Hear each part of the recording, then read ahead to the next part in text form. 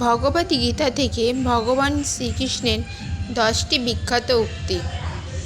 Number 1, নিজেকে ভালো অনুভব করার জন্য অন্যদের ব্যবহার করো না, বরং অন্যদের কাছ থেকে শেখো কীভাবে আরও ভালো হওয়া যায়।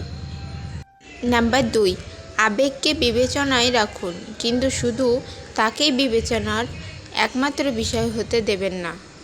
নাম্বার 3, অন্যের চেয়ে ভালো হওয়ার চেষ্টা করো না, বরং তার চেয়ে ভালো কিছু উদাহরণ হওয়ার চেষ্টা করো। নাম্বার 4, অন্যকে তার জায়গায় বসানোর আগে নিজেকে তাদের জায়গায় বসিয়ে রাখুন। নাম্বার 5, আমাদের হয়তো অন্যদের বিরুদ্ধে লড়াই করতে হতে পারে, কিন্তু অন্যদের বিপক্ষে থাকার কোনো প্রয়োজন নেই। নাম্বার 6, যারা আপনাকে মূল্য দেয় আপনিও তাদের মূল্য দিন, এবং যারা আপনাকে অবমূল্যায়ন করে তাদের অতিরিক্ত মূল্য দেবেন না।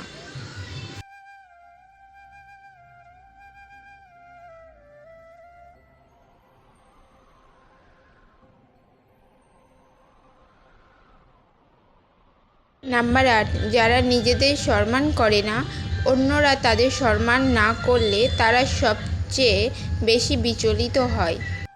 নাম্বার 9, যারা মন না খুলে মুখ খোলে তাদের পাশটাই নিজের কথা ফিরিয়ে নিতে হয়।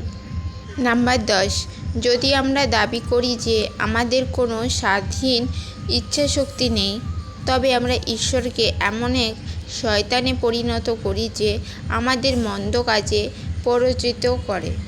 ভগবান রামের কাছ থেকে শেখার মতো সেরা 7টি শিক্ষা। নাম্বার 1, নেতৃত্ব।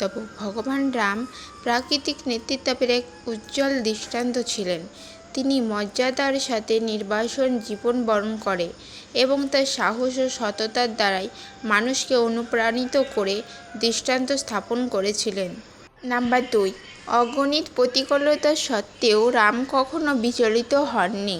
সীতাকে উদ্ধারের জন্য তার নিরলস প্রচেষ্টা তার অটুট মনোবল ও দৃঢ় প্রকল্পের পরিচয় দেন। নাম্বার 3, সম্পর্ক। পরিবারের প্রতি রামের অটল আস্থা এবং সীতার প্রতি তার ভক্তি আমাদের দৃঢ় সম্পর্ক গড়ে তোলার শক্তি শেখায়। নাম্বার 4, সহানুভূতি। এমনকি যুদ্ধেও ভগবান রাম করুণা দেখিয়েছিলেন। রাবণের বিনাশের প্রতি তার সহানুভূতি আমাদের ক্ষমা ও বোঝাপড়ার শক্তির কথা মনে করিয়ে দেয়। নাম্বার 5, রামের বিনয় তার কর্মের মাধ্যমে প্রকাশ পেত। অসীম শক্তি থাকার সত্ত্বেও তিনি সর্বদা অন্যের কথা শুনতেন, তাদের মতামতকে সম্মান করতেন এবং বাস্তববাদী থাকতেন। নাম্বার 6, ত্যাগ। রাম তার পিতার সম্মানের জন্য নিজের আরাম, আয়েশ ও ন্যায্য সিংহাসনের ত্যাগ করেছিলেন। তার কাহিনী নিঃস্বার্থপরতার এক উজ্জ্বল দৃষ্টান্ত। নাম্বার 7, ধর্ম। প্রতিকূলতার মাঝেও ধর্মকে সমুন্নত রাখার ক্ষেত্রে রামের জীবন একটা আদেশ। তিনি সর্বদা নিজের মূল্যবোধকে প্রাধান্য দিতেন এবং অন্যদেরকে সৎ জীবনযাপনের দিকে পরিচালিত করতেন। হরে কৃষ্ণ, রাধে রাধে।